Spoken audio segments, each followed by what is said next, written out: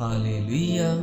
स्वागत है आप सबका मेरी भविष्यवाणियों की पुस्तक में। तो आइए हम आज के पवित्र वचन को पढ़ेंगे जो कि परमेश्वर के दास प्रेरित अंकुर यूसुफ नरूला जी के द्वारा लिखा गया है। परमेश्वर ने आपके लिए एक मंजिल रखी है, जैसा कि दूसरा शमूएल अध्याय 17 उसकी 1 और 2 आयत में लिखा है। फिर अहीतोपेल ने अबशालोम से कहा, मुझे 12,000 पुरुष छांटने दे और मैं उठकर आज ही रात को दाऊद का पीछा करूंगा। जब वो थका मांदा और निर्बल होगा तब मैं उसे पकड़ूंगा और डराऊंगा, और जितने लोग उसके साथ हैं सब भागेंगे और मैं राजा ही को मारूंगा। मेरे प्रियो, आप जानते हैं कि परमेश्वर ने आपके लिए एक मंजिल को रखा है, लेकिन अगर आपकी प्रार्थना वाली जिंदगी थकी मांदी है तो आप उस मंजिल को कभी भी हासिल नहीं कर सकते। मेरे प्रियो, जब हम बाइबल में दूसरा शमूएल की किताब में 17 अध्याय को पढ़ते हैं तो उसमें लिखा है कि जब दाऊद अबशालोम से भागा जाता था तो एक व्यक्ति जिसकी सलाह परमेश्वर की सलाह के बराबर होती थी, उसने कहा कि मैं 12,000 पुरुष छांट कर आज ही रात दाऊद का पीछा करूंगा, और जब वो थका मांदा होगा तब मैं उसे डराऊंगा और उसे मार दूंगा।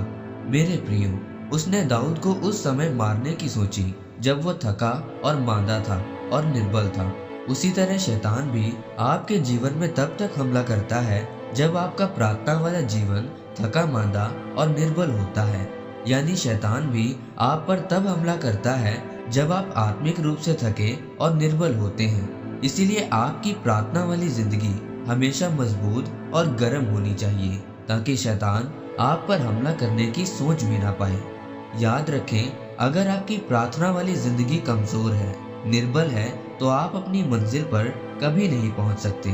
आपके जीवन की कोई भी परिस्थिति जो आपको डराती है, वो बीमारी, पैसों की तंगी, गरीबी और बच्चा ना होना, जिस दिन आप अपने आप को प्रार्थना में लेकर जाएंगे, आपकी परिस्थिति अगर ना भी बदले लेकिन आपका डर जरूर खत्म हो जाएगा। और शैतान भी ये जानता है कि अगर आप डरेंगे नहीं तो इसका मतलब है कि आप अपनी मंजिल के करीब पहुंच गए हैं। मेरे प्रियो, परमेश्वर के वचन जकरिया अध्याय 4 उसकी 6 आयत में लिखा है, ना तो बल से ना शक्ति से परंतु मेरी आत्मा के द्वारा होगा। मुझ सेनाओं के यहोवा का यही वचन है। इस वचन के अनुसार आप अपनी मंजिल तक अपने ताकत, अपने बल से नहीं बल्कि परमेश्वर के अनुग्रह और उसकी सामर्थ्य के द्वारा ही पहुंच सकते हैं। यानी कि अगर आप शारीरिक रीति से बलवान हैं तो आपको आत्मिक रीति से भी आपको परमेश्वर के बल, उसकी शक्ति को हासिल करना होगा। प्रार्थना के समय को और बढ़ाना होगा। मेरे प्रियो, आज लोग चाहते हैं कि वो उस मंजिल तक पहुंचे जो परमेश्वर ने उनके लिए रखी है, लेकिन वो प्रार्थना में परमेश्वर की हजूरी में नहीं जाना चाहते, आत्मिक रूप से अपनी मेहनत को बढ़ाना नहीं चाहते। अगर आप धीरे धीरे उस मंजिल तक पहुंचना चाहते हैं तो आधे घंटे की प्रार्थना बहुत है, लेकिन अगर आप जल्दी पहुंचना चाहते हैं तो आपको अपनी मेहनत को, प्रार्थना को, उपवास को बढ़ाना होगा।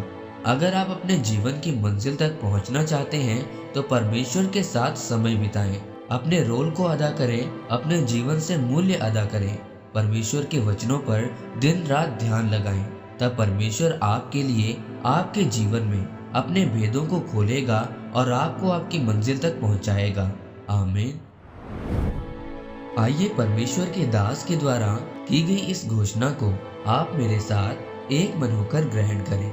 सर्वशक्तिमान परमेश्वर, मैं घोषणा करता हूँ कि इस वचन के द्वारा आपके लोग आपके साथ अपने समय को बिताएं, अपनी आत्मिक मेहनत को बढ़ाएं और अपनी मंजिल तक पहुँचे।